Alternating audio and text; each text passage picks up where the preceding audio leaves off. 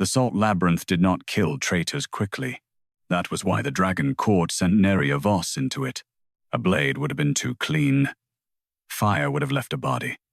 But the Salt Labyrinth was older than mercy and colder than law.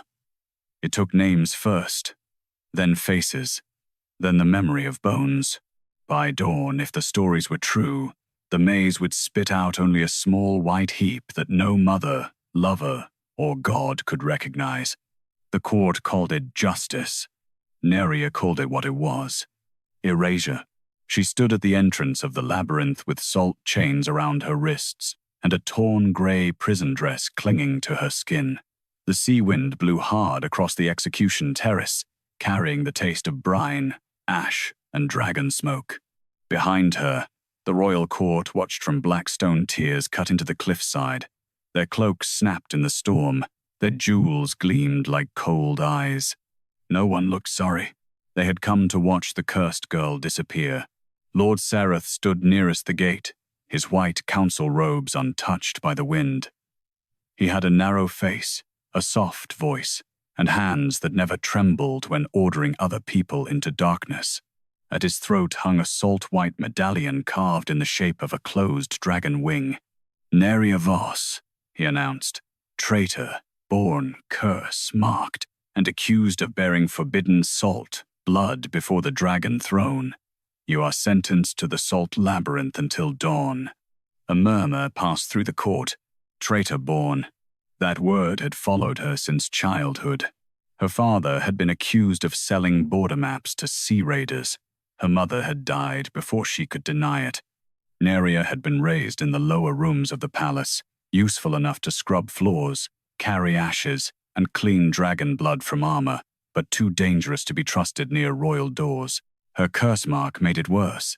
A pale, wing-shaped scar across her left shoulder blade, rough as salt crystal, cold even in summer. Servants whispered that if she slept too near candles, the flames bent away from her. Guards whispered that if she touched seawater, names could vanish from wet stone. Councilwomen whispered that girls like her were not born cursed. They were born remembering crimes. Nerya had never known which rumor hurt most. Lord Sareth lifted a scroll. "You were found in the West Archive last night, beside broken salt seals and stolen royal body records." "I was cleaning the floor," Nerya said. Her voice was quiet. That made some nobles smile. Cursed girls were expected to scream. Silence disappointed them. Sareth's expression remained gentle. "With salt on your hands. This palace is built above a salt cliff. And blood on your dress." Nerya looked down. The stain was still there, dark against grey cloth. "A guard struck me. A guard who no longer remembers your face." The terrace went silent. Nerya's throat tightened. She had not known that. The guard had grabbed her in the archive corridor, called her traitor's rot, and slammed her against a wall. Her shoulder scar had struck a cracked salt seal. White light had flashed. The guard had screamed and dropped his sword. By morning, he could describe her dress, her chains, the room, but not her face. That was enough for the council. Sareth turned toward the highest terrace. "Majesty, the sentence awaits your final silence." Nerya did not want to look. She looked anyway. Dragon King Aric Veyr stood beneath a black canopy carved with open flame. He wore dark battle armor veined with bronze, his long black hair tied back from a face too controlled to read. His eyes were molten gold, bright even through the storm-dark distance. The court feared him because his temper could burn towers and because no one had seen his dragon form in full since his coronation. Nerya feared him for a different reason. She had once seen his shadow. Not the king, not the man. The thing behind him. 3 winters ago, while carrying ash bowls past the old mirror hall, she had seen Aric standing alone before a cracked silver mirror. His back had been bare. From his shoulder blades rose the shadow of wings too large, too jagged, too monstrous to belong to any royal dragon painted on banners. The wings had not spread. They had trembled, as if held down by invisible hooks. Then Aric had turned. For one breath, his eyes had met hers in the mirror. Not angry, terrified. The next day, the mirror hall was sealed, and Nerya was moved to the lowest kitchens. Now the same king stood above her execution and said nothing. Sareth bowed toward him. "Majesty?" Aric's jaw tightened. That was all. His shadow wings strained once behind him, but the closed wing medallion at Sareth's throat flashed white, and the movement died before it became command. No pardon. No question. No command to stop. Nerya felt something inside her go very still. She had not expected rescue. She was not foolish enough for that. But memory betrayed her anyway. The frightened wings in the mirror, the king's haunted eyes, the way his hand had reached toward his own back as if checking whether the monster had escaped. Now she understood. Perhaps silence had been forced into him too. Sareth smiled faintly. "Open the gate." The salt gate groaned. 2 executioners dragged Nerya forward. The entrance to the labyrinth yawned below the terrace, a narrow passage cut through pure white salt. Its walls glowed faintly, not with fire, but with cold inner light. Countless scratches covered the entrance, names carved by desperate hands before the maze swallowed them. Most were unfinished. Nerya's chains tightened. She stopped at the threshold and looked back once. Not at the court, at Aric. The Dragon King was still silent, but his shadow had changed. Behind him, barely visible against the storm, something dark rose from his back. Wings. Jagged. Huge. Held close like a secret hurting him. Sareth saw Nerya looking. His smile vanished. "Inside," he ordered. The executioners shoved her. Nerya fell into the Salt Labyrinth. The gate sealed behind her with a sound like a mouth closing. Darkness did not come. The white walls glowed around her, narrow and wet-looking, though salt should have been dry. Her knees struck the floor hard. Blood warmed her skin where the salt bit into old cuts. She forced herself up before pain could make her small. The labyrinth breathed.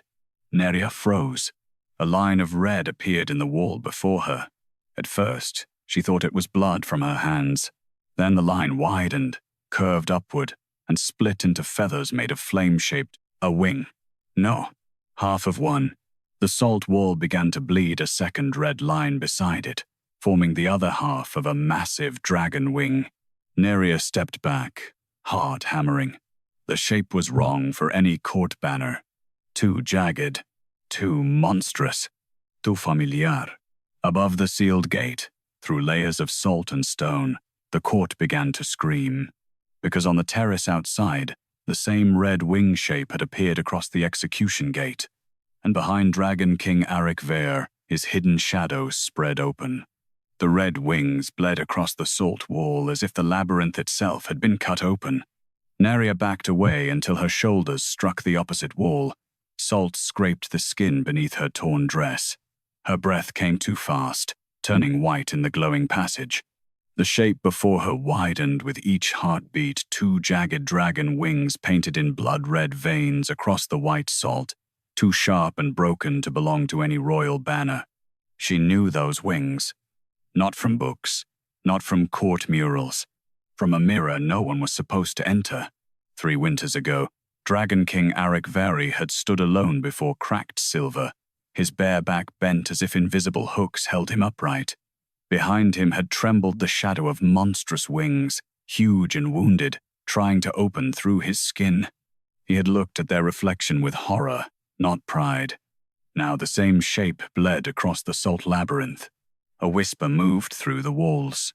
Not words. A body trying to remember itself. Nerya pressed one hand to her shoulder scar. The pale wing-shaped mark burned cold under her fingers. Salt chains dragged at her wrists as she turned in the narrow passage, searching for a way forward. Behind her, the gate remained sealed.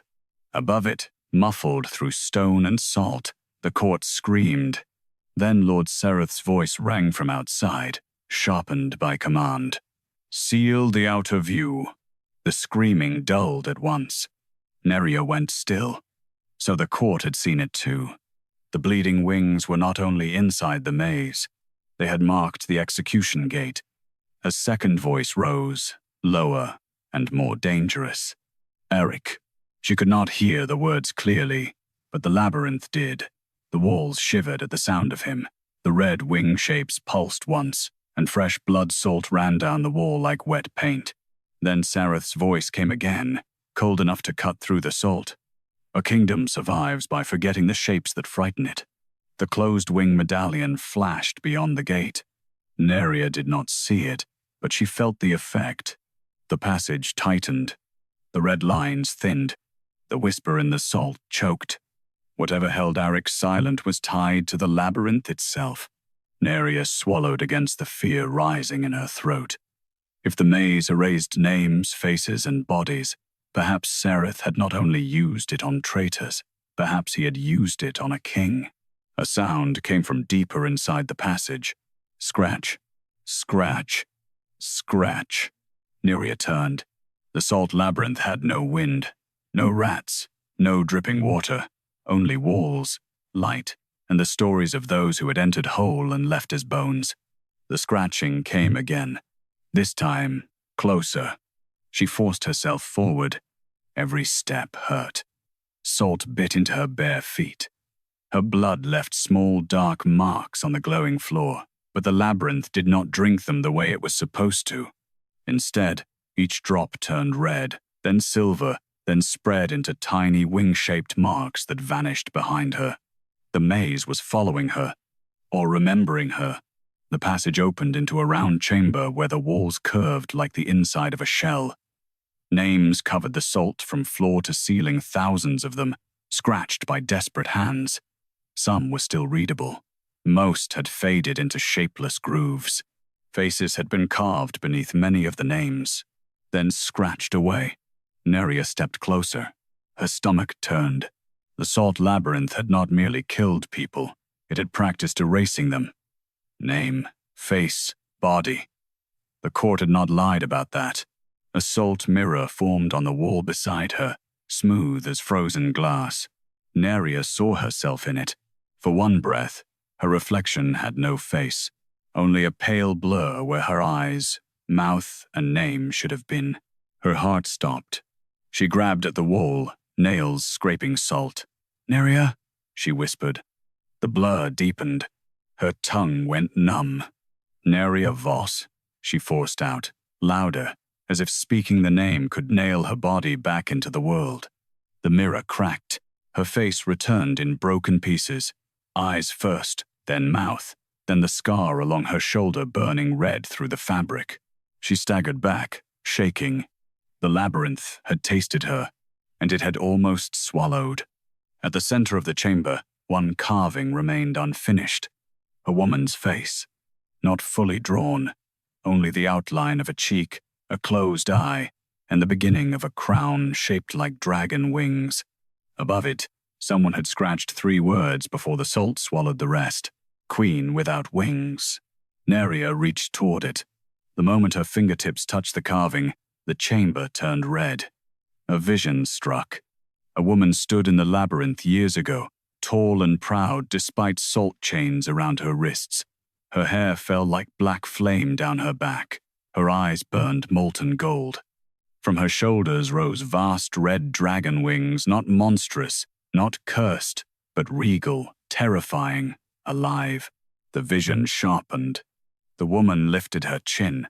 The red wings behind her spread wide enough to fill the salt chamber, and for one heartbeat, Nerya saw the same wing bones in Aric's shadow, the same jagged royal curve, the same wounded inheritance.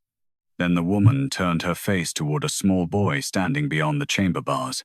Aric, younger, silent, terrified, his hands pressed against the salt gate as he watched the winged woman bleed. Nerya's breath caught. She did not need anyone to name her. The maze had shown her the truth in the shape of his fear. This was not only a prisoner. This was the woman whose wings lived in the king's shadow. Sareth stood before her, younger but already wearing the closed wing medallion. "Your son will not carry this shame," he said. The woman laughed softly. "My wings are not shame. They are rebellion. They are inheritance."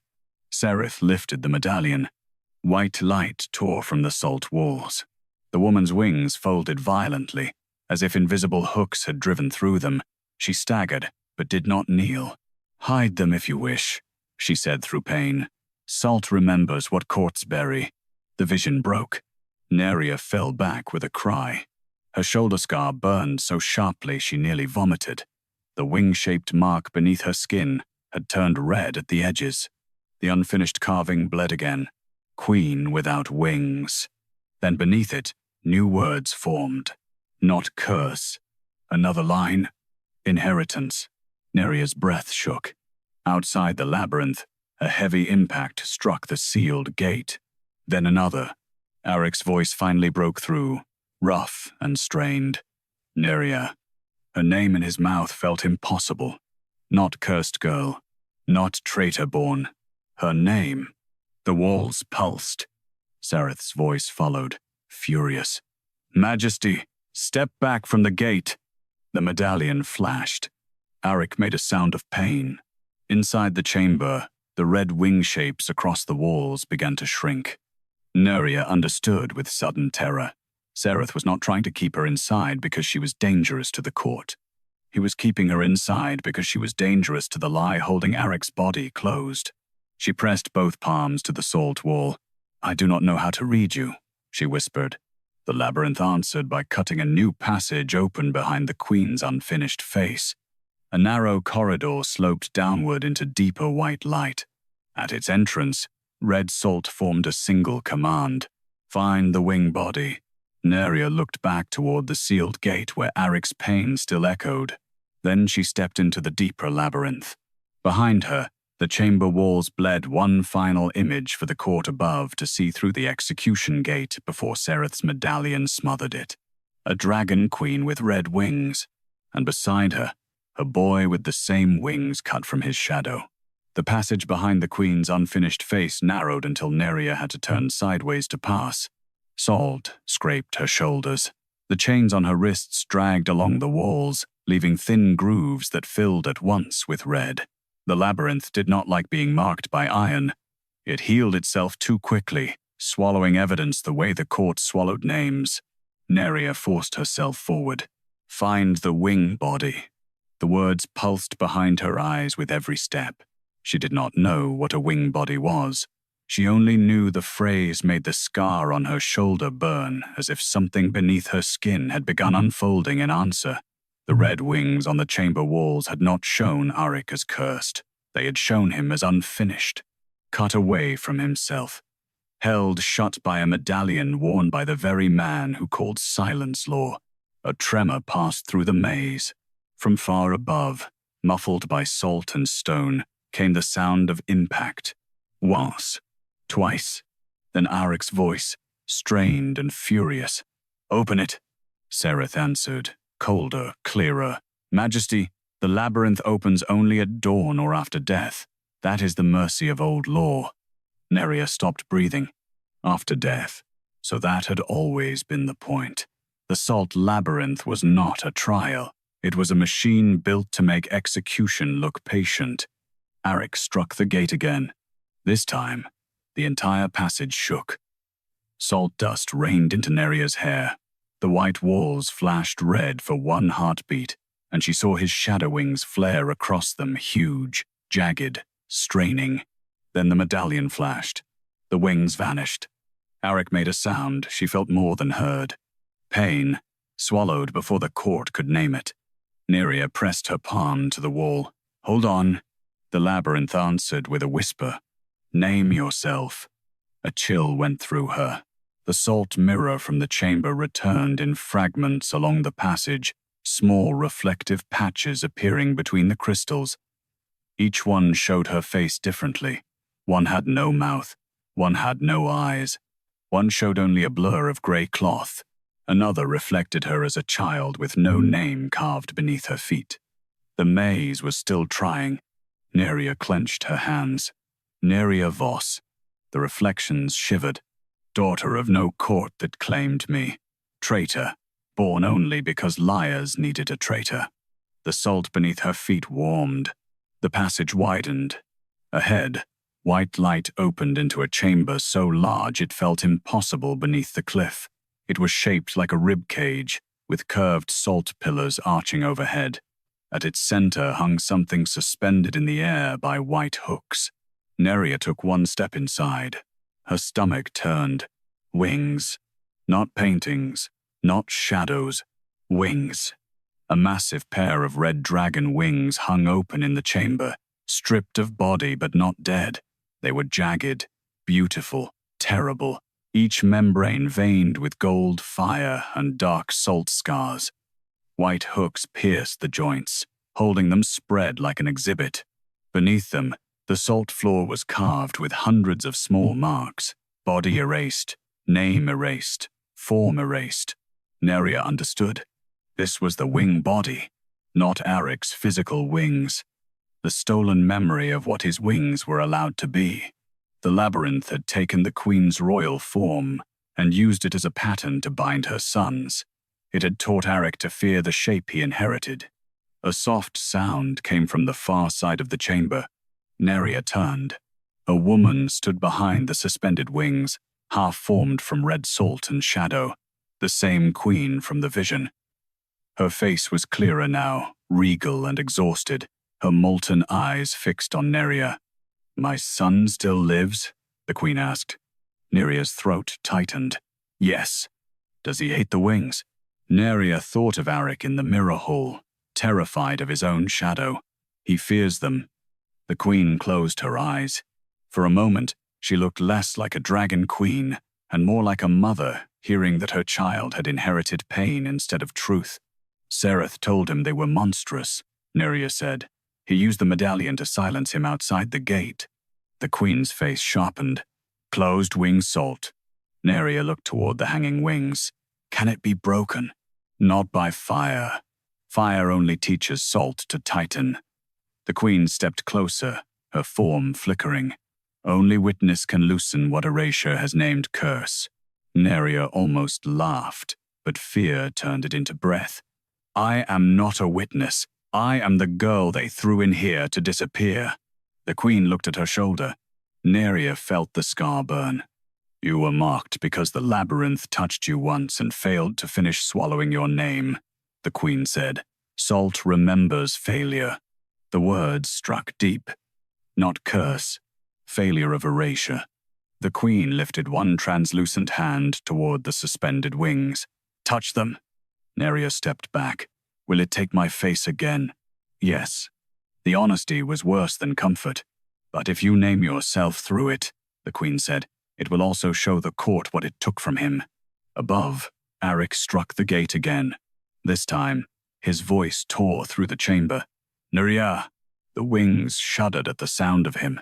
Not from fear. Recognition. Nerya stared at them, then at the queen. "If I do this, can he open them?" "If he chooses them." That mattered. She reached up slowly. The moment her fingers touched the red membrane, the chamber vanished. Salt filled her mouth. Her face disappeared. Her name tore loose from her mind. For one horrifying breath, she was no one. Nobody. No face. No Nerya. Then she remembered the court laughing. The guard forgetting her face. Aric saying her name through the gate. She forced the words through the salt. Nerya Voss. The wings exploded with red light. Outside the labyrinth, every white wall on the execution terrace began bleeding the same shape at once. The court screamed as two vast dragon wings spread across the salt gate, and inside them appeared a woman chained beneath the maze. Aric's mother, her wings cut from history. Sereth staggered back. The closed wing medallion at his throat cracked. And behind Dragon King Aric Veyr, the hidden wings opened halfway. The closed wing medallion cracked with a sound too small for the terror it caused. Sereth caught it in one hand. For the first time that night, his calm slipped. Not long. Only enough for the court to see that the thing at his throat was not a symbol of office, not a priestly charm, not some harmless old salt relic worn by a man who loved tradition. It was a lock, and the lock was breaking. Behind Dragon King Aric Veyr, the hidden wings opened halfway. The execution terrace went silent before it screamed. They were enormous, jagged, red-black at the edges and veined with molten gold, not made fully of flesh and not merely shadow. They tore through the stormlight behind him like a royal banner the court had spent years pretending was a monster. The wings shook once, as if waking from pain, then strained wider. Aric staggered. One hand went to his chest. The other reached back toward a shape he had never been allowed to claim. Nerya felt it from deep inside the Salt Labyrinth. Her fingers were still pressed to the suspended wing body. Red light burned through her palms. The chamber around her pulsed with every movement of Aric's half-open wings outside. The queen's half-formed spirit stood before her, fading and sharpening with the rhythm. "He is opening them," Nerya whispered. "Halfway," the queen said. "The court must see the rest." Above them, Sareth's voice cut across the terrace. "Witness what forbidden salt blood has done," he cried. "The traitor girl has awakened the king's curse." The court recoiled from Aric. Nerya heard the shift even through salt and stone, fear turning, not toward Sareth, toward the king. That was his trap. If Aric's wings appeared while Nerya was inside the labyrinth, Sareth could blame her. If Aric lost control, the council could call him cursed, unstable, dangerous to the realm. If Aric fought the medallion, Sareth could tighten it and claim he had saved the court from the monster hidden in its king. Nerya dug her fingers deeper into the wing body.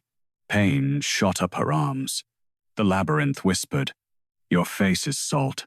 Her body went cold. A smooth patch of wall formed beside her, shining like a mirror. In it, her reflection blurred again. Her eyes faded. Her mouth thinned. Her cheekbones dissolved into pale emptiness. The maze wanted payment. "Name yourself." Nerya's throat closed. For one breath, she could not remember the sound. Nerya. No, that was not enough. The labyrinth had already tasted her first name. She forced herself to hold the wall, hold the wings, hold the terror outside. "Nerya Voss," she said. The reflection flickered. Daughter of a woman no council named. Her mouth returned. Daughter of a man made traitor because Sareth needed traitor blood. Her eyes returned. Marked by salt because the labyrinth failed to erase me. The mirror cracked. Her face came back whole. The queen watched her with something like grief and pride. "Now speak what he is." Nerya lifted both hands to the suspended wings. Red light poured from the membrane into her scar. Outside, the execution gate bled open with a new image. Not only wings now, a woman. The imprisoned dragon queen appeared across the salt gate in red lines, crowned with open wings, one hand pressed against a child's shoulder. Beside her stood a young Aric, his head bowed, while Sareth's medallion shone at his throat like a closed eye. The court saw. Aric saw. His wings shuddered. Sareth stepped backward. False vision. The salt gate answered by bleeding the same words Nerya had seen below. Not curse. Inheritance. A murmur broke through the nobles. Sareth's face hardened. "Majesty, do not listen. The labyrinth reflects whatever poison enters it. That girl's blood is traitor salt. She is showing you the lie she needs to survive." Aric lifted his head. His face had gone pale from pain, but his eyes burned molten gold through the storm. "Then why," he said, voice rough, "does your medallion hurt me when I try to move?" The court froze. Sareth's hand tightened over the cracked charm. For a moment, no one spoke. Then Aric took one step toward him. The medallion flashed white. Aric doubled slightly, his wings jerking inward as invisible hooks pulled through them. A low sound escaped him, not weak, not human, too controlled to be called a cry and too raw to be called breath. The nobles saw that too. Nerya felt rage rise through the wing body beneath her hands. Not hers alone. The queen's, the labyrinth's, Aric's stolen form. The salt walls began bleeding faster. Images ran through every passage. Aric as a child reaching through bars toward his chained mother. Sareth pressing the medallion to the queen's wings. The queen's body dragged deeper into the maze. a record carved into salt and then scratched away. The queen's voice filled Nerya's chamber. "Show him where I am." Nerya looked up sharply. "You are still here?" The queen's form flickered. "Name, face, body," she said. "The labyrinth takes them in order. Sereth took my wings first so my son would fear his own. Then my face, so the court would forget whom he resembled. Then my body, so no grave could accuse him." Nerya turned toward the suspended wings. "And your body?" The queen lifted one translucent hand. The chamber floor split. Beneath the hanging wing body, salt stairs opened downward into red darkness. "Below," the queen whispered. Nerya's stomach tightened. The deeper maze breathed like a throat.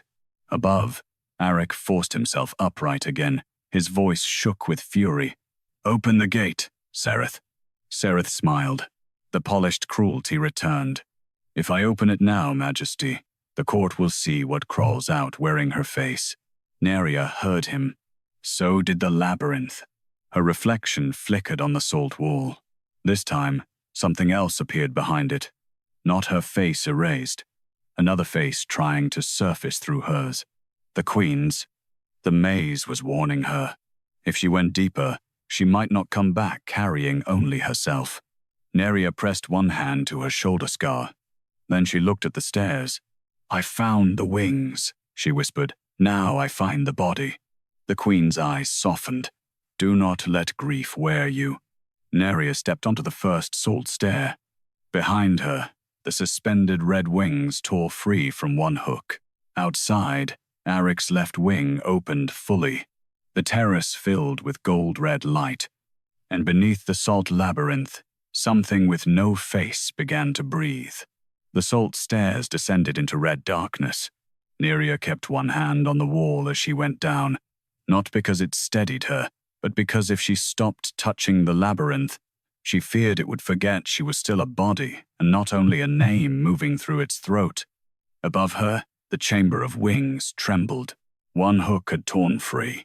The suspended wing body pulled against the others, each movement shaking red light through the salt. Every time the wings strained, Nerya felt Aric answer somewhere beyond the maze. His left wing had opened fully. His right remained trapped, held by Sereth's cracked medallion and whatever deeper lock the labyrinth had swallowed years ago. Below, something breathed. Slow, hollow, faceless. The queen's warning followed Nerya down the stairs. "Do not let grief wear you." She did not understand it until the stairs ended. The chamber beneath the wings was not shaped like a room. It was shaped like a body. Salt ribs curved along the walls. A salt spine ran through the floor. At the center stood a figure made of white crystal and red veins, frozen upright with its arms stretched slightly away from its sides, as if caught between surrender and flight. The Dragon Queen, or what the labyrinth had left of her. Her face was gone. Not blurred, not hidden, gone. A smooth oval of salt where features should have been. Her chest was carved open, hollowed by ritual cuts. From her back, two torn roots of red light reached upward into the ceiling, connecting to the wing body above. Nerya covered her mouth. Sereth had not buried the queen. He had used her. The wings above, the body below, the face erased between them. The labyrinth had made a living royal form into separate pieces so no one could point to a grave and say mother, queen, dragon. Nerya stepped closer. Her shoulder scar burned. The faceless body breathed again. Then a whisper moved through the chamber. Not from the queen, from the salt itself. Wear her. The words slid into Nerya's ears like cold water. She staggered back. The faceless head tilted toward her. Wear her face. Carry her body. Finish the witness. Nerya understood the danger with sudden terror. The labyrinth could reveal what had been erased, but it did not know mercy. It wanted restoration in whatever form would work fastest. If the queen had no face, it would borrow Nerya's. If the queen had no body, it would use hers. If grief needed a mouth, the maze would take the nearest one. Outside, Sereth's voice thundered faintly through the salt. "Look at your king. Look at the wing he cannot control. The cursed girl has opened the monster in him. The court shouted. Aric's voice followed, strained but clear. If I am a monster, why do you need a medallion to keep me folded? The queen's body shuddered. Nerya almost smiled despite the horror. Then the medallion flashed again. Pain tore through the chamber. The queen's salt body bent backward, and above, the wing body slammed against the hooks. Nerya felt Aric's right wing cramp shut, felt his pain echo through the salt like a bell struck inside bone. The faceless queen whispered again, "Wear me." Nerya clenched her hands. "No." The chamber stilled. "I will witness you," she said, voice shaking. "I will not become you." The salt floor cracked under her feet. A mirror formed in the queen's empty face. This time, Nerya saw herself not faceless, but crowned with red wings, taller, more beautiful, more terrible. The reflection wore the queen's grief like armor. Behind it, Sareth knelt. The court bowed. Aric's wings opened because she commanded them. It would be so easy. Take the queen's shape, walk out with a dead woman's power, make the court kneel to the face it had erased. But then Nerya saw what the reflection did not show. Her own face fading beneath the crown, her own name thinning. Nerya Voss becoming only a vessel for someone else's unfinished pain. She struck the mirror with her chained wrists. It cracked. I said no. The queen's faceless body went still. Then, from the hollow in her chest, a red spark opened. A heartbeat. Small, ancient, waiting. Nerya reached toward it carefully. The moment her fingers touched the spark, a memory entered her. Not a storm, not a possession, but one clear truth. The queen in life, kneeling before a young Aric after Sareth had first shown him the medallion. The boy trembled, one hand pressed between his shoulder blades. "Are they bad?" young Aric whispered. The queen cupped his face. "No, they are yours. Lord Sareth says royal dragons do not grow wings like yours. Lord Sareth fears anything he cannot fold." Young Aric looked toward the closed-wing medallion. "Will they make me hurt people?" The queen kissed his brow. "Only if you let men teach them hunger instead of sky." The memory vanished. Nerya's breath broke. That was the truth Aric had been denied. Not only that the wings were inheritance, that they were not meant to be feared. The red spark lifted from the queen's hollow chest and settled into Nerya's palm. It did not burn. It beat once against her skin. The faceless queen spoke, softer now. "Not wear me. Namame." Nerya swallowed. "I do not know your name." The salt walls shivered. Above, Aric struck the gate again. This time, the wing body tore free from a second hook. The queen's body flickered. Red veins brightened across the salt ribs. Letters began to form along the floor, but Sareth's medallion flashed white and scraped them away before Nerya could feel their shape.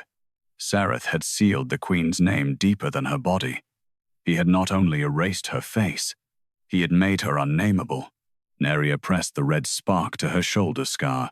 Pain opened through her back like wings cutting through skin. She fell to one knee. The labyrinth whispered around her. "Saltwing Witness." The words were not a title yet. They were a demand. She forced herself upright. "If you want me to name her, stop trying to take me." The maze held its breath. Then the salt chains around her wrists cracked. Not broken. Loosened. Enough. Above, through the ceiling, Aric's voice came again, closer now, as if he had pressed himself against the gate.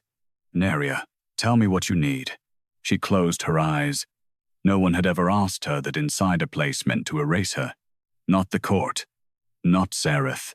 Not even the labyrinth. She looked at the faceless queen, then at the red spark in her palm. "Your memory," she whispered upward, though she did not know if Aric could hear. "I need the first time you saw her wings." Outside, silence fell. Then Aric answered, voice rough. "I was 6. The chamber brightened. The faceless queen's body turned toward the sound of her son remembering.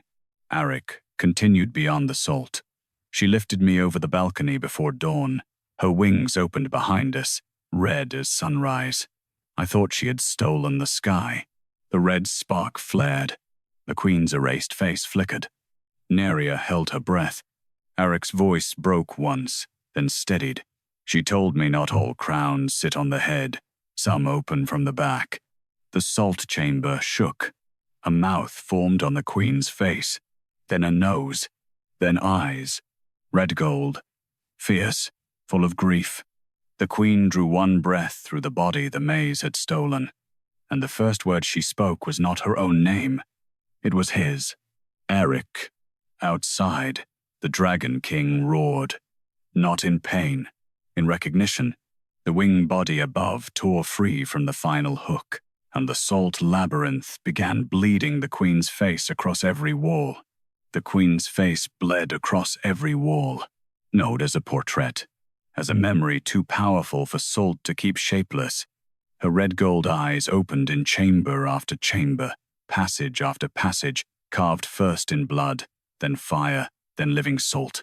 On the execution terrace above, the court saw her face bloom across the sealed gate, enormous and clear beneath the storm. For the first time in years, the Dragon Court remembered what it had been taught to forget. Aric's mother had not been faceless. She had not been nameless. She had worn wings. Below, Nerya stood before the restored salt body of the queen, the red spark still beating in her palm. The queen's features were not fully flesh, but they were no longer empty. Her mouth trembled around her son's name, and for one breath, grief made her almost human. Aric, she whispered again. Outside the gate, the Dragon King answered with a sound that was not quite a word. Nerya felt it through the walls. Pine, love, recognition. Then Sareth struck back. His voice rose over the terrace, sharp enough to slice through the court's stunned silence. You see the danger now. The labyrinth remembers the rebel queen because rebellion is what Salt preserves best. The queen's face on the gate flickered. Sareth lifted the cracked medallion. White light leaked from it, in thin lines. She wore wings forbidden by dragon law. She would have remade the throne into a beast cult and called it inheritance. The king was saved from her shame. Aric's half-open wings jerked. The medallion flashed brighter. Nerya heard his breath break. The queen's salt body stiffened before her. He is making him doubt again, Nerya whispered. The queen's restored eyes closed in grief. That was always the lock. The truth struck Nerya harder than the salt. The medallion did not hold Aric by force alone. It held him through fear. Through the boy who had believed his own wings might make him monstrous. Through the king taught that control meant cutting away every shape the court could not approve. Nerya looked at the queen. How do I break that? You cannot break a man's fear for him. The chamber trembled as Aric fought above.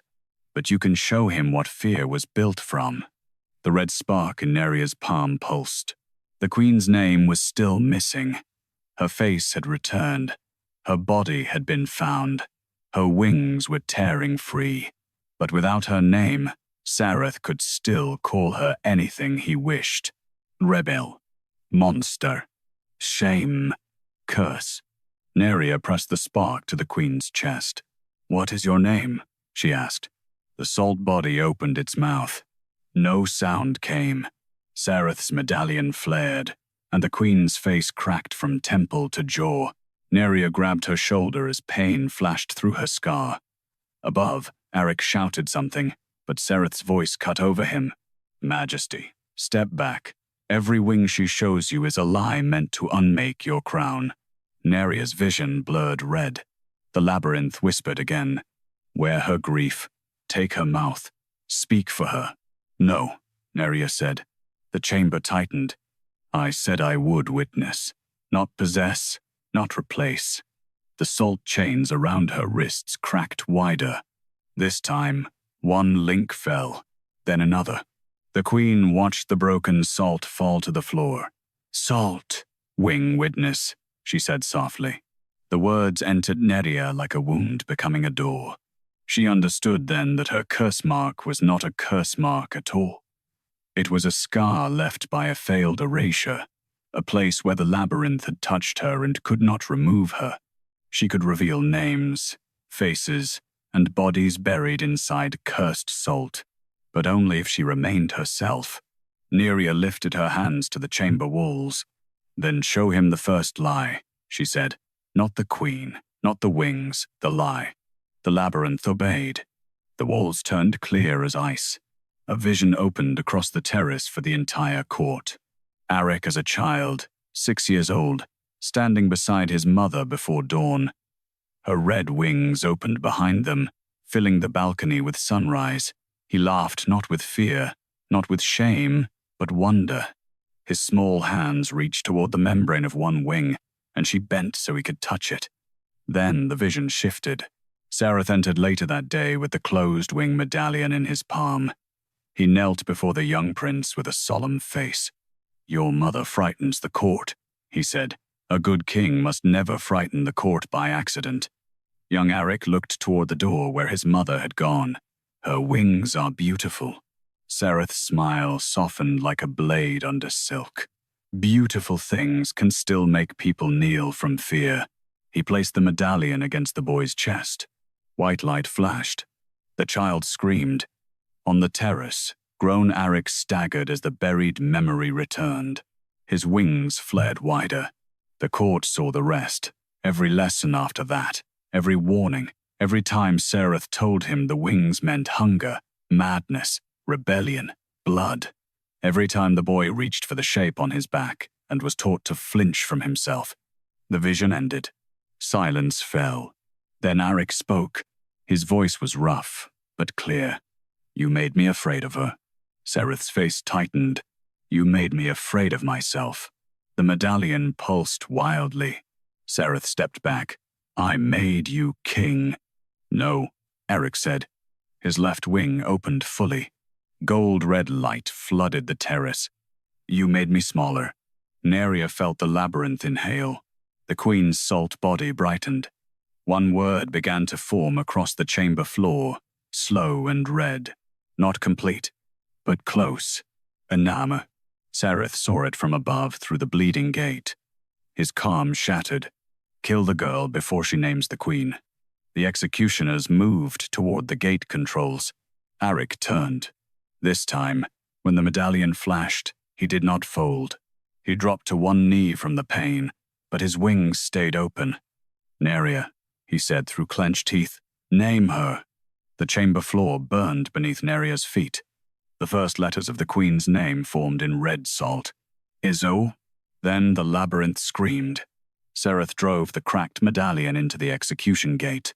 White light exploded through every wall. The queen's face split open. The wing body convulsed. And Nerya felt her own name begin to tear loose from her tongue. Nerya felt her name tear loose from her tongue. Not all at once. First, the end of it vanished. Voss. The family name disappeared from her mind like a footprint filled by tide. She gasped and clutched her throat. The white light from Sareth's medallion burned through every salt wall, brighter than moonfire, colder than death. The queen's restored face split across the chamber, her red gold eyes cracking into shapeless salt. The wing body above convulsed against the empty hooks. The red spark in Nerya's palm flickered as if a hand had closed around it. The labyrinth whispered, "Forget." Nerya dropped to one knee. Her reflection appeared in the salt floor beneath her. This time, it did not lose only her face. It lost her outline. Her body became a pale blur, her hair a stain, her hands nothing but scratches of red light. The maze was trying to make her into a passage for someone else's grief. Wear her. Name her. Disappear.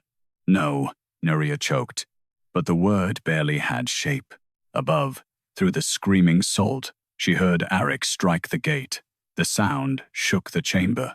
His wings were open now, both of them forced wide by pain and will, but the medallion's light cut through them like white hooks. "Nerya," he roared. Her first name slammed back into her chest. Nerya. She clung to it. Not because the court had ever honored it, not because her bloodline had protected it, because he had spoken it as if losing it would matter.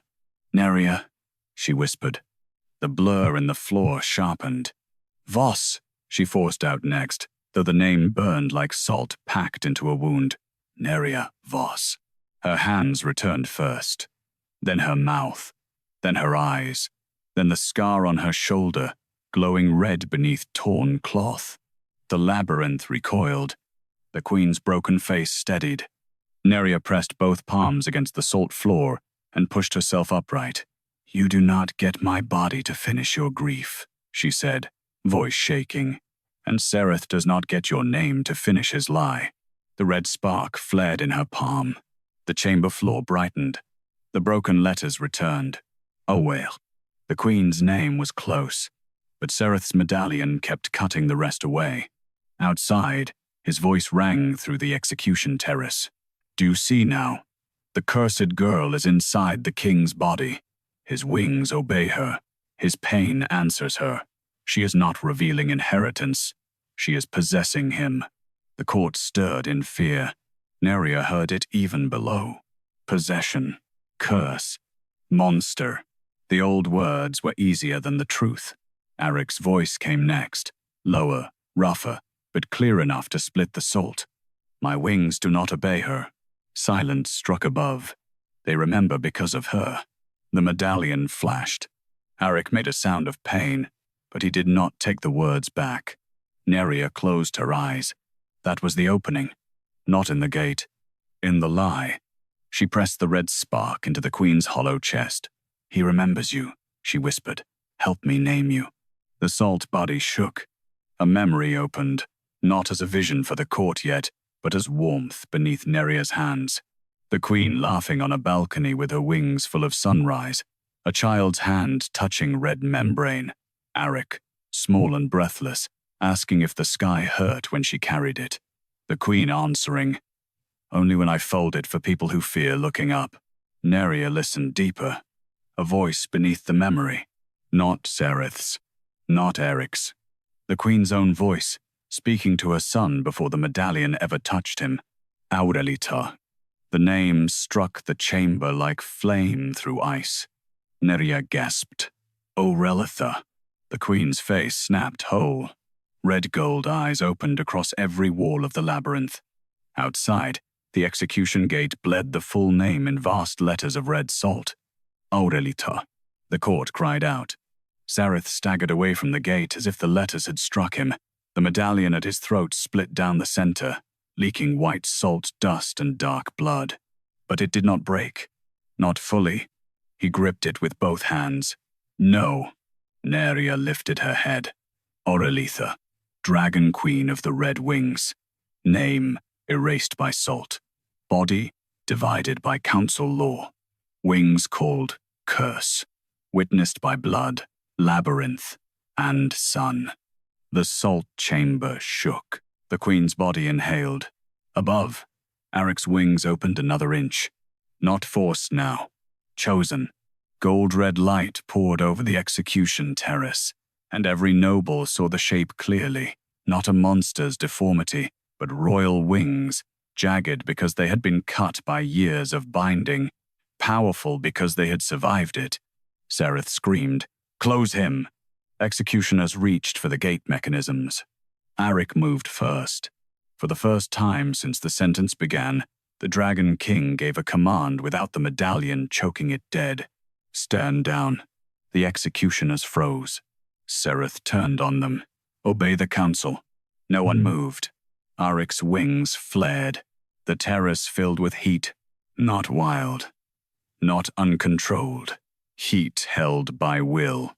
Below, the queen's salt body stepped forward. One foot broke from the floor, then the other. She was not alive, not flesh, but she was no longer only a prisoner of salt. Nerya swayed. Power rushed out of her too fast. Her scar burned. Her reflection flickered again, but this time her face stayed whole. Aurelita reached toward her. "Little witness," the queen said. "The body is named, but not freed." Nerya looked up. "What remains?" "The lock must be opened from both sides." Outside, Aric must have heard, because his voice came through the salt like fire through a wall. "Tell me how." Sereth's medallion flared one last time, violent and white. The gate sealed thicker. The salt floor beneath Nerya cracked open, revealing a narrow red fissure leading deeper beneath the queen's body. From below rose the smell of seawater, iron, and old dragon fire. Auralitha turned toward the fissure. "The root of the labyrinth," she said, "where Sereth tied my wings to his medallion and your silence to his law." Nerya looked into the red depth. Her body trembled with exhaustion. Above, Aric's wings beat once, shaking the whole labyrinth. "I will come through," he said. "No," Nerya called back. The word hurt him. She felt it. But she forced herself to finish. "If you break the gate by fire, Sereth will call it proof. He needs the court to fear you." Silence. Then Aric's voice came, restrained and furious. "Then what do you need?" Nerya looked at Auralitha, then at the fissure, then at the red wing mark burning across her own shoulder. "I need you to keep them watching," she said. "Do not let Sereth hide the gate again." Outside, Aric's answer came after one breath. "Then I will stand where all of them can see me." The queen smiled sadly. Nerya stepped toward the fissure. Behind her, Auralitha's named body lifted both hands, and every salt wall began bleeding the same truth for the court above. Wings are not curse. Wings are crown. Nerya descended into the root of the labyrinth, and on the execution terrace, Dragon King Aric Veyr opened his wings fully before the court. Dragon King Aric Veyr opened his wings fully before the court. For one breath, no one screamed. The sight was too vast for fear to understand at once. His wings rose behind him in gold-red fire and black shadow, jagged along the edges where years of binding had scarred them, but magnificent beyond any banner the Dragon Court had ever hung. They stretched wider than the execution terrace, cutting through the storm like a crown made for the sky instead of the head. Molten veins ran through the membranes. Salt-white scars crossed the joints. Every place the medallion had hurt him now glowed with living fire. The court stared at what it had been taught to call monster, and saw a king. Sereth saw it too. That was why his face twisted. "Do not look at him," he shouted. "The cursed girl has turned his form against the throne." But no one looked away, not even the executioners. Aric stood at the center of the terrace with both wings open, pain still visible in the tightness of his jaw, but no longer folded into shame. The cracked medallion in Sereth's hand spat white sparks, trying to force the wings closed again. This time they did not fold. Inside the root of the labyrinth, Nerya felt the resistance snap like a thread pulled too far. She descended through the red fissure beneath Auralitha's named body. The air below tasted of seawater, iron, and old dragon fire. Salt stairs curved downward around a black root that had grown through the maze like a vein. It was not wood. It was hardened lore, twisted from old commands, sealed names, and the fear of royal forms that did not obey the court's approved shape. At the bottom waited the lock. It was a circle of white salt carved into the floor, with a hollow at its center shaped exactly like Sereth's closed-wing medallion. Red threads ran from the hollow upward through the ceiling, feeding the wing body, the queen's divided form, the execution gate, and Aric's shadow. Nerya understood. Sereth did not merely wear the medallion. The labyrinth wore it through him. Every time he lifted it, the root answered. Every time it flashed, the queen's wings tightened, Aric's command died, and the maze swallowed another piece of anyone who might witness the truth. Auralitha's voice followed her down, faint now. "He made my body into the hinge." Nerya turned. The queen stood at the upper edge of the stairs, unable to step lower. Her named form was stronger, but the root still held her. "How do I open it?" Nerya asked. "Not by breaking salt. Salt reforms." "Then how?" "Return what he made separate." Nerya looked at the red threads. Wings above, body behind, name restored, face restored. What remained? Her gaze dropped to the hollow in the floor. A command had been placed there, not only to bind Auralitha, to teach every future king that open wings meant ruin. Nerya knelt beside the hollow and pressed her palm to the salt. The root showed her a memory. Sereth standing in this chamber years ago, younger and smiling as guards dragged Oralitha's winged body below. A child Aric watched from behind the bars, crying without sound. Sereth placed the medallion into the hollow and spoke the first law. Let every wing that frightens the court be named curse. The salt accepted it. Oralitha screamed. Aric's small shadow folded. Nerya came back shaking. Above, Aric's voice rolled through the maze and terrace alike. Sereth, tell them what the medallion is. Sereth answered, protection. The salt root pulsed. Nerya pressed harder. Lie. The word left her mouth before she knew she would say it. The root trembled. Outside, the execution gate bled the same word in red salt. Lee. The court gasped. Sereth staggered, then recovered. Salt reflects accusation, nothing more. Nerya looked at the hollow again. She had no medallion, no royal blood, no fire strong enough to burn law from stone. Only a name the labyrinth had failed to eat, and a scar shaped like a wing. She placed her scarred shoulder against the salt circle. Pain tore through her. The maze lunged for her name. For one breath, she lost the sound of Voss. Then she heard Aric above, clear and fierce before the court. Nerya Voss entered the labyrinth with her own name. She will leave with it. Her name returned. Nerya sobbed once, then pushed the pain down. I witnessed the first law, she said. Not as curse, not as protection, as theft. The red threads shook. Oralitha's named body lifted both hands from the chamber above. Aric spread his wings wider on the terrace. Nerya spoke the counter-law into the root. Let every wing buried by fear return first to its own body. The salt circle cracked, not shattered, opened. The red threads loosened. Above, the wing body dropped from the ceiling. It did not fall. It dissolved into a rush of red-gold light, pouring through the labyrinth toward Oralitha's salt body, then through the gate toward Aric's open wings. The queen cried out. Aric did too. The court watched as the red wing shapes on the execution gate moved from bleeding images into living proof. Oralitha standing behind her son, her wings restored in salt, fire, one hand above his shoulder without touching him. Sereth screamed and drove the cracked medallion against his own chest. White light burst outward. The root tightened again. Nerya hit the floor, breath knocked from her lungs. The salt beneath her hands began to crawl up her wrists, trying to seal her inside the counter-law she had spoken. Sereth's voice thundered above. No court survives, every buried form returning. Aric stepped toward him, wings burning. Then let this one be. The court recoiled. But Aric did not mean the kingdom. He meant the court that needed erasure to stand. Nerya forced herself upright as salt climbed her forearms. The root still held one final knot. Not Oralitha's wings, not Aric's. The bodies erased by the labyrinth before them, thousands of unfinished names pressed against the walls, waiting to flood through. If she opened everything at once, the maze would become chaos.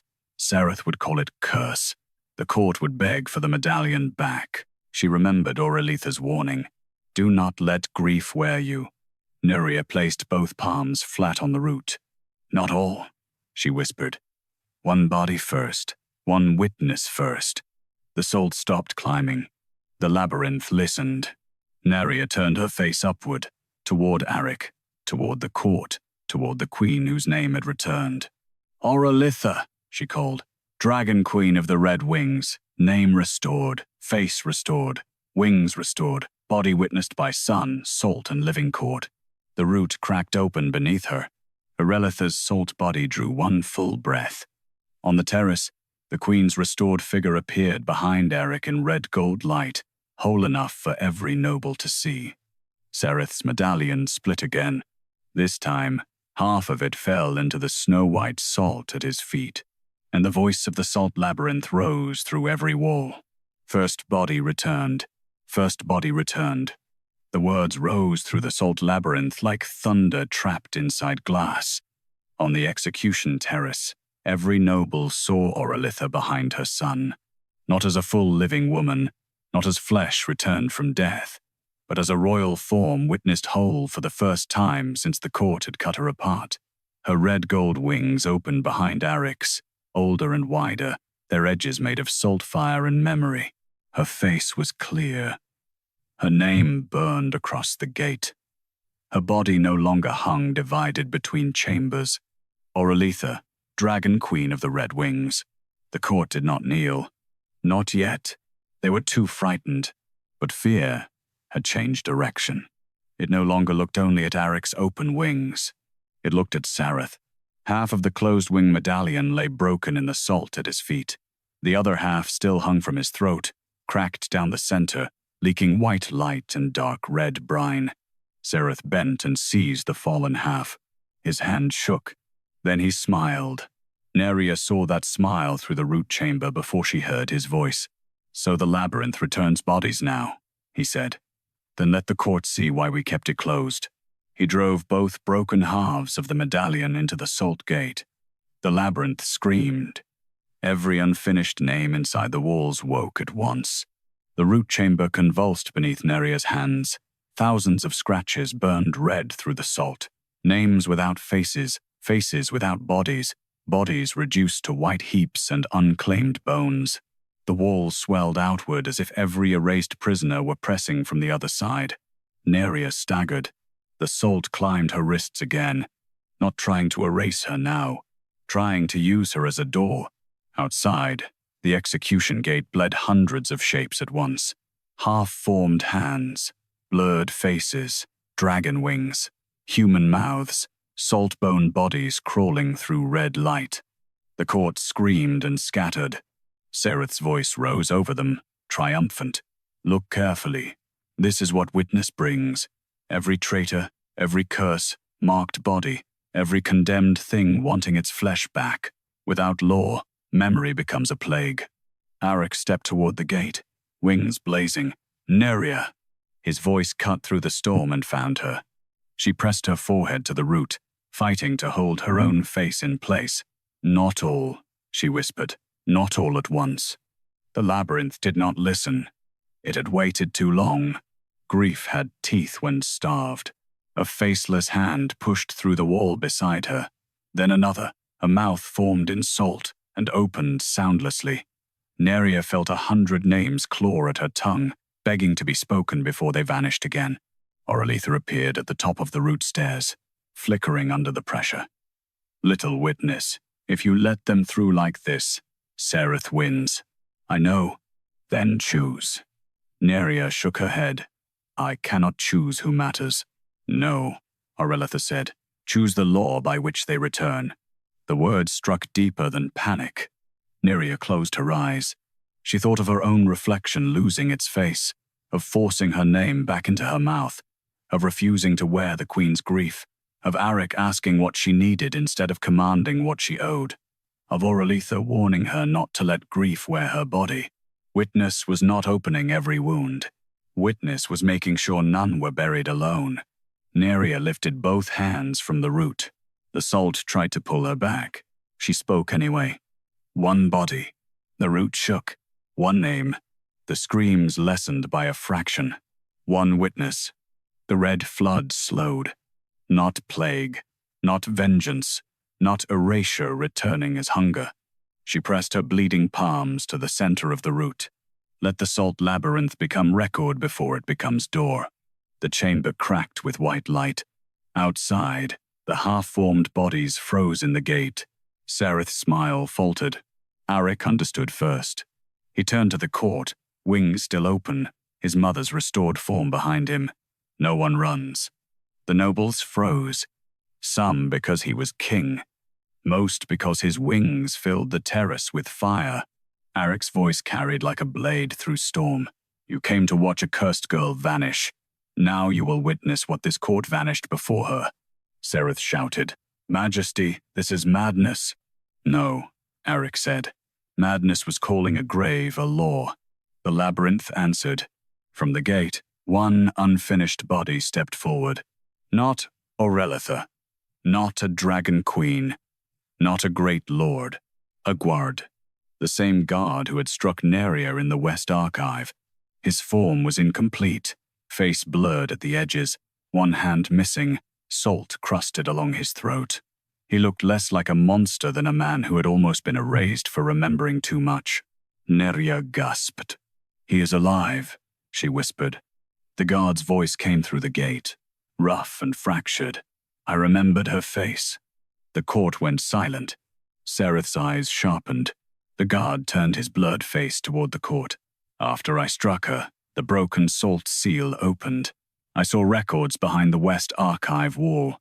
Bodies sent into the labyrinth. Royal forms. Queen Aurelitha's name. The council took my memory before dawn. Nerya's stomach twisted. So that was why he no longer remembered her face. Not because she had cursed him, because he had seen too much. The guard lifted his remaining hand and pointed at Sereth. He ordered my face taken before I could speak. The salt gate burned brighter. Nerya placed both hands on the root. "Name yourself." The guard shook. "I do not remember." A dangerous silence followed. Then Aric spoke from the terrace. "I do." Sereth went still. The king's voice roughened. "Davin Rel, West Archive Guard, third son of the lower cliff barracks. You carried my armor after the southern fire." The guard's blurred face sharpened. Eyes, mouth, scar on the jaw. Davin Rel collapsed to his knees through the gate's red light, not fully returned, but witnessed enough for the court to see a human being where Sereth had named a curse. Nerya's chest ached. One body, one name, one witness. The labyrinth steadied. The other half-formed shapes withdrew from the gate, not gone, not silenced, but waiting. Sereth's last defense began to crumble. Aric turned toward him. "You erased my mother. You bound my wings. You stole this guard's face. How many more?" The salt walls answered before Sereth could. A number burned across the gate. Not thousands. 47. 47 bodies taken by the labyrinth under Sereth's council seal. The court recoiled. Sereth's hand closed around the broken medallion. 47 threats to the realm. 47 witnesses, Nerya said from below. Her voice reached the terrace through every salt wall. Aric lifted his head. "Open the gate." Sereth laughed once, sharp with desperation. "Only the medallion opens it." Aurelitha's restored form moved behind Aric. "No," she said, her voice filling the terrace for the first time. The medallion closes. The queen placed one salt-fire hand over Aric's shoulder. The king opens. Aric looked toward the gate. Pain crossed his face, but this time it did not become fear. "Nerya," he said, "can the labyrinth release you without releasing them all?" She looked at the root, at the waiting shapes, at Davin Rel kneeling half-returned in the gate. "Yes," she said, "if the court witnesses the first body and swears the rest will be heard." Sereth spat. "You would make nobles swear to traitor bones?" Aric's wings flared. "No," he said, "to names my court stole. One by one, under the pressure of dragon wings, queen's memory, and salt record, the nobles lifted their hands. Not all willingly. Willing could come later. Witness had to begin somewhere. Nerya felt the oaths enter the salt. The root cracked open. The passage above her brightened. For the first time since the gate had closed, a path led upward. Sereth saw it, his face emptied. Then he made his final move. He tore the broken medallion from the gate and pressed its jagged halves into his own chest. White light swallowed him. The gate slammed shut halfway. Aurelitha cried out. Aric's wings buckled, and Sereth's voice came from inside the salt itself. "If I cannot close the king, I will close the witness." The root chamber collapsed around Nerya.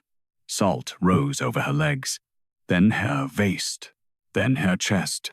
Aric roared her name above. Nerya forced one hand free before the salt reached her throat. On the wall before her, red letters formed the last truth she had time to speak. "Sereth is the labyrinth's living lock." Sereth is the labyrinth's living lock. The red letters burned across the salt wall as the chamber closed around Nerya's throat. For one breath, the whole labyrinth went silent. Then the words reached the execution terrace. Every wall, every gate, every salt pillar above the cliff bled the same sentence in red. Sereth is the labyrinth's living lock. The court saw it. Aric saw it. Sereth, half swallowed by white light where the broken medallion had fused into his chest, screamed as the truth turned outward. Salt veins crawled over his robes. The medallion halves glowed beneath his skin, no longer hanging from him as a charm, but exposed as the hinge that had bound the maze to his will. He had not merely used the Salt Labyrinth, he had made himself part of it. Aric stood before the sealed gate with both wings shaking from pain. Oralitha's restored saltfire form remained behind him, one hand near his shoulder, not holding him, not commanding him, only witnessing the son she had once tried to save. Nerya's hand was still visible from the closing wall below, fingers bleeding red against white salt. Aric stepped toward the gate. Sereth's voice burst from the salt itself. "Open it, and every erased body follows her. Keep it closed, and the cursed girl becomes the seal. Choose, Majesty, kingdom or witness. The old trap. Always the same shape. One life against order, one truth against stability. One body offered so frightened courts could keep calling themselves safe." Aric looked at the nobles who had come to watch Nerya vanish. "Look well," he said. His voice carried through storm and salt. "This is how he ruled you. He made every mercy look like danger, every hidden body look like threat, every open wing look like curse." Sereth laughed through the wall, ragged and furious. "And you think wings make you free? You are still king. Kings choose what must be buried." Aric's jaw tightened. Then he turned toward the gate and spread his wings wider. "Not as a weapon, as witness. I choose what will no longer be buried." Gold-red fire poured from his wings into the gate. The salt did not melt. Nerya had been right. Fire taught salt to tighten. But this was not dragon fire alone. Oralitha placed her restored hand over the light, and her wings answered his. Mother and son, two royal forms the court had called shame. Together, they did not burn the labyrinth. They named it Salt Labyrinth of the Western Cliff, Aric said, each word cut from pain, built to erase bodies, used to hide royal forms, bound through Sereth's living lock, open for one witness, one body, one name. Below, the salt stopped at Nerya's lips. She dragged air into her lungs. One witness, one body, one name. She forced her hand against the wall and whispered, though the salt tried to take the sound. Nerya Voss. The maze shuddered. Cursed girl sent to vanish. Saltwing witness. Name held by herself. The salt cracked around her throat. On the terrace, the gate split down the center. Sereth shrieked. Not from injury, from losing command. Nerya fell through the opening in a rush of white salt and red light. Aric caught her before she struck the stone. His arms closed around her carefully, as if she were both fragile and dangerous, as if either truth deserved respect. For a moment, she could not speak. She could only breathe against his armor while his wings rose behind them, vast and trembling, shielding her from the court's stare. No one laughed now. No one called her traitor-born. The labyrinth gate remained open behind them, but the erased bodies did not flood out. They waited in red silhouettes along the walls, dozens of them, still incomplete, still wronged, but no longer mindless hunger. Davanrel stood nearest, his face half restored, his name burning beneath him. One body first. The court had sworn to witness the rest. The salt remembered. Sereth staggered near the gate, clawing at the medallion fused into his chest. The white light there had turned red. Every hidden order, every erased face, every body sent into the maze under his seal crawled across his robes in bleeding script. He looked at Aric with pure hatred. "You will ruin the throne." Aric did not release Nerya. The throne was ruined when it needed my mother faceless. Oralitha's form brightened behind him. Sereth pointed at Nerya. And her. Will you let a salt-marked girl decide which traitor deserves a body? Nerya lifted her head. Her body shook. Salt crusted her hair, her wrists, her torn dress. Her shoulder scar burned red beneath the fabric. She looked nothing like a queen, nothing like a priestess, nothing like the weapon Sereth feared. That was why her voice cut cleanly when it came. No, she said. No one returns because I favor them. No one stays erased because you fear them. One body, one name, one witness.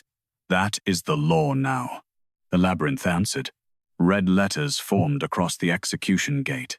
One body, one name, one witness. The nobles stared. Aric looked at the words, then at the court. You swore to witness. You will begin tonight. A lord in the upper tier whispered, Majesty, some of those names may be traitors. Then the truth will say so, Aric replied.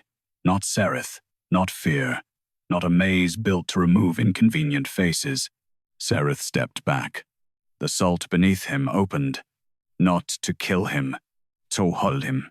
White walls rose around his legs, then his waist, stopping at his chest where the medallion pulsed like a second heart. His face contorted as the labyrinth he had commanded recognized him as part of its own machinery. No, he hissed. I am council law. Oralitha's voice moved over the terrace, soft and immense. You are the lock. The salt sealed around Sereth's wrists. Aric faced him. Then you will remain where the witnesses can see you. Nerya understood the punishment before the court did. Not execution. Not mercy. Exposure. Sereth would stand at the gate as each erased name was returned, forced to hear everybody he had fed to silence.